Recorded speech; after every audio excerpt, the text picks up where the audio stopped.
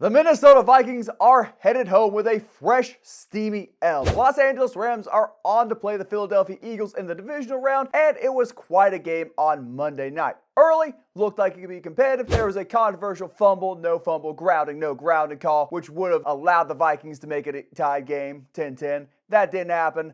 The rest is history. Minnesota fell apart. Their offensive line pathetic. Their coaching not great. And Sam Darnold, of course, had the worst game of the season, which has happened 2 weeks in a row for the Minnesota Vikings. All in all, not a great state of affairs for the Purple People Eaters. We'll be talking about the Rams later in the video, but just looking at the Vikings going forward, outside of winning the Super Bowl, this is probably the best possible outcome for Minnesota in the playoffs because it allows them to move off of Sam Darnold. They have gotten the answer. We don't have to do this ticky-tack, meandering, give him a multi-year, take up a ton of cap space thing with the contract. We have now officially figured out what Sam Darnold is, what his weaknesses are, and realize we cannot fully maximize his talents on this team. There may be no team in the NFL which can fully maximize his talent by putting a good enough roster around him to hide his abysmal short yardage accuracy and somewhat substandard timing, but I digress. He is now going to be sent off into the winds. Maybe we tag and trade, that seems unlikely, but all in all, Sam Darnold's time done. $72 million in cap space opened up, J.J. McCarthy, the franchise guy,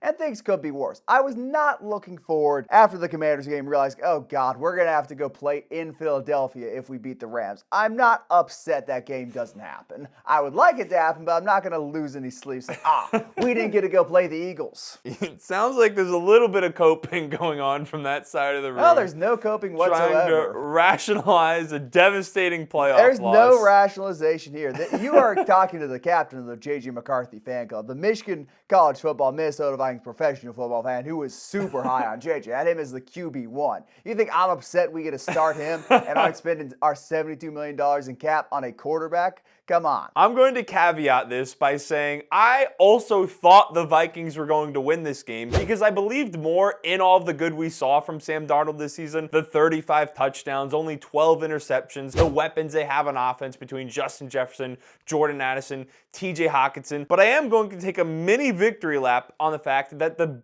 bigger loss after losing the Lions game, even worse than not getting the 1 seed, was the fact they had to play the Los Angeles Rams. This was always going to be a horrible matchup for them. We're the only other team besides the Lions that beat them during the regular season. Playing this front seven that got better as the season progressed was always going to give Sam Darnold issues. The first time around, while they didn't pad the stat sheet with 9 sacks like they did in this game, they got to him consistently, kept pressure on him, gave him confusing coverages in the back end, and he did not get the ball out. The same thing happened this time, only worse, which I think the reason it was worse was because his confidence was shaken after the worst performance of his Vikings tenure versus the Lions was on the road there. Now he was in Arizona, coming off that bad performance against a team he's lost to already. Things started going bad early, and it kind of just snowballed from there, and his confidence went completely out of the window. So this Rams matchup was a really bad one for the Vikings, and with Sam Darnold coming off of a bad game, it was even worse. And I'll tell you the exact same thing I told you last week.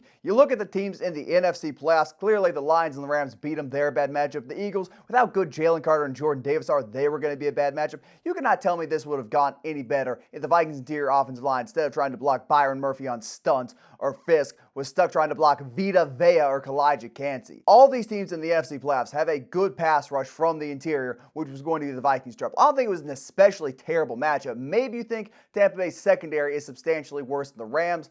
I don't know. I think I'd push back on that a little bit. But there's not exactly a good matchup besides the Commanders walking around out there. And they are on a run right now, so I guess they could have seen them later in the playoffs. But that was never really going to happen. Well, with the Rams, the way their defense was playing at the tail end of the season, I don't know exactly how many games, but they were not letting teams score more than 20 points. Their defense has really been picking up steam. They've been winning games based on the strength of their defense, not even so much their offense with Puka Nacua and Matt Stafford. Yeah, the Buffalo Bills would like a word on that one, by the way. The 4 games after that, I'm pretty sure. They played the Jets, the Cardinals, the Seahawks, and of course the 49ers, who were the Walking Dead. A stout bunch of offenses. And then they just played the Vikings, who had one of the best offenses and won 14 games. And I don't know if I go with one of the best offenses. That feels a bit liberal. I guess one of the top 10 offenses. Again, it's a bad matchup, but we know what Sam Darnold is now. It's not the same old Sam Darnold where he just can't process the field. He could not complete the short balls. He was just holding it forever because he was scared to let it go over the middle. scared to throw to the screen pass. He was overthrowing and underthrowing screen passes. His arm is amazingly strong, but it's not talented. It's like Anthony Richardson's in a way.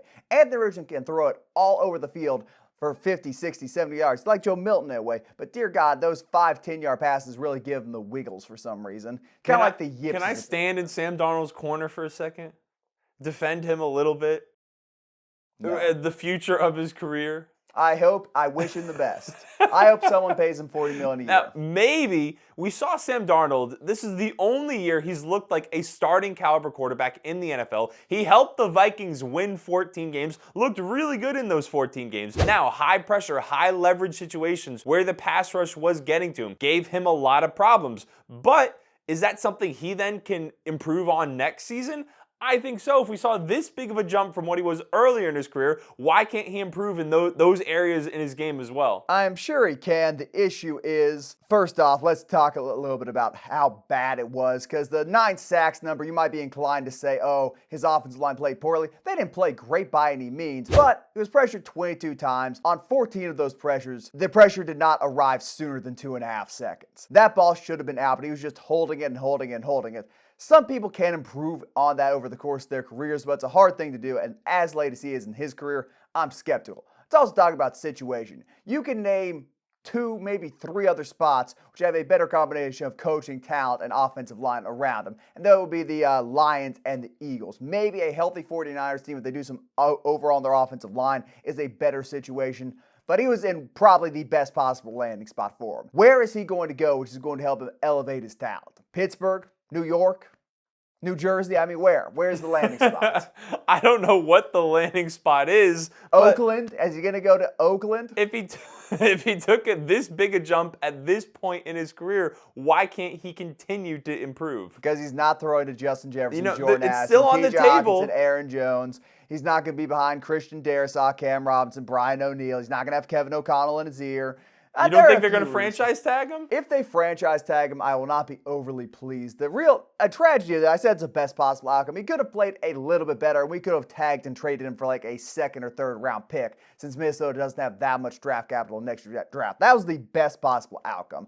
We're not franchise tagging him and paying him $40 million. It's just not happening. You never know. I know, it's not. But now we move into the J.J. McCarthy era. One final look back at this game from the Rams' perspective. Their offensive line played great, held up to a lot of blitzes. That was aided by Mathew Stafford. No quarterback in the NFL could recognize and diagnose a blitz as well as Stafford. Puka Nacua, Cooper Kupp, really hard to cover. The Vikings have some issues at cornerback. You'd like to see them improve on that in the offseason, but those guys were just open every play. Higbee, 5 catches in the first quarter, went out as backup tight end. I'm blanking on the backup tight end's name. He came in, played very well.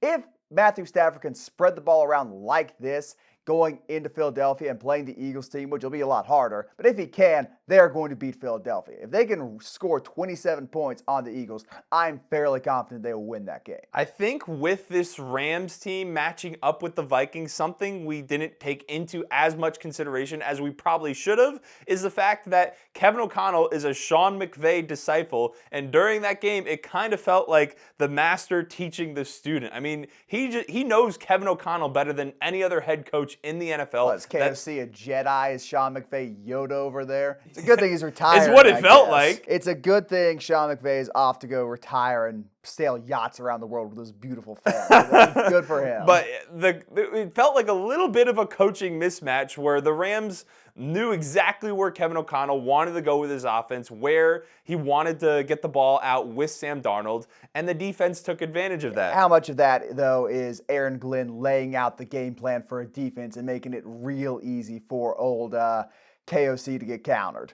Looking at a combination of the two. I have more to say about the Rams. I also want to take a mini victory lap on the fact that before the season, you called me a clown for saying the Rams would not be able to replace Aaron Donald in the slightest. And in fact, they were able to do that. I mentioned the defensive line got better as the season progressed. They did. Jared Verse clearly is an animal. He's a human being, Tristan. Respect it's him. It's a figure of speech as a man. He is a beast. The rookies along that defensive line, those young players, they got to Sam Darnold. They've been getting pressure on quarterbacks all year long. And while obviously you like to have Aaron Donald on that front seven, they did a very good job of replacing him. They were still worse on the defensive side of the ball. I may have underrated the moves to improve the secondary on the back end, but you got to take your victory laps where you can get them. It's hard for you, I understand. Looking at the play which really set in stone the Vikings were done for. They were not only playing against the Los Angeles Rams, but the NFL officiating, the narrative, the Los Angeles Fire Department bravely out there slaving away against those flames. This play here, which is on the screen, of Mathew Stafford throwing an incomplete pass, some might say. Anyone with an eye who watched that in real time, they watched the replay and said, oh, he fumbled it.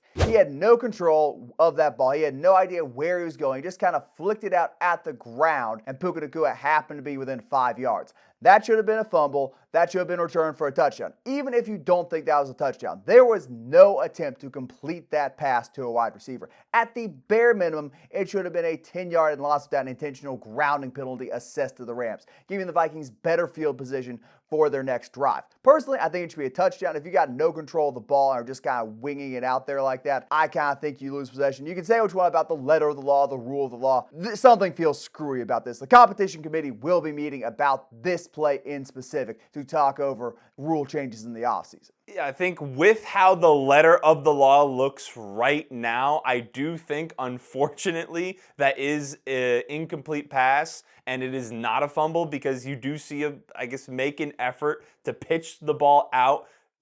I don't think he was necessarily trying to get it to Puka Nacua. He happened to be there when he flicked it out. When you're left watching it, unless you're a Rams fan, I feel like it should be a fumble. I mean, he's facing the ground. There's a defender on him. There's no control of the ball there. It's just kind of an And it's hard to tell if it's slipping out of his hand as he's doing it. It's one of those things where I feel like with the whole Dez caught it thing in the playoffs a few years ago, when you're left watching it. A few years ago. That was over a decade ago. A few years. That was like a decade and a half ago. You are right. Yeah, we're getting a little old. That's one where when you're left watching it, it feels like maybe that should be a catch. But by the letter of the law, especially at the time, it was not a catch. And looking at this fumble, it feels like a similar thing where when you're left watching it, it feels like that should be a fumble and going in the Vikings' favor. But by the letter of the law, it wasn't a fumble. Kind of looked like a fumble. I again question the control he had shoveling it out there. With everything going on in Los Angeles, the fact the Rams were playing a home game in Arizona, that call was never going to go in the Minnesota Vikings' favor. Say what you want about storylines, narrative, and fixes. It just is the way it is. I also think, imagine how terrible discourse would be, because no one really cares if the Vikings get screwed over. That happens every other year, it feels like. Imagine if Mahomes did that. If that was Mahomes who got away with that, we'd see He's probably going to do it now. He's seen it work in the playoffs. We'd see people. He's going to be in a close game of the Bills and Ravens. He's going to be taking a sack in his own end zone. He's just going to we'd see people picketing outside his front door in Kansas City. Yeah, I'll be one of those people. That is a good point. Like, it is pretty crazy. If this was another player it happened to. Yeah, if there's another team it happened against, let's be honest, no one gives a damn about the Vikings getting screwed over. Well, late in the game, the refs, it felt like they were trying to keep him in with some of the holding calls and other stuff that was going their way. You mean the plays which were clearly holding? Yeah, imagine. Oh my God, wait a second, that's a penalty. Let's keep the Vikings in the game by actually calling it. Shocking stuff. That has been our reaction to the devastating loss the Vikings suffered to the Rams. Isaiah is in shambles. Yeah, clearly like the video, devastated. Subscribe, use code Thicc on Underdog, and we'll see you in the next one.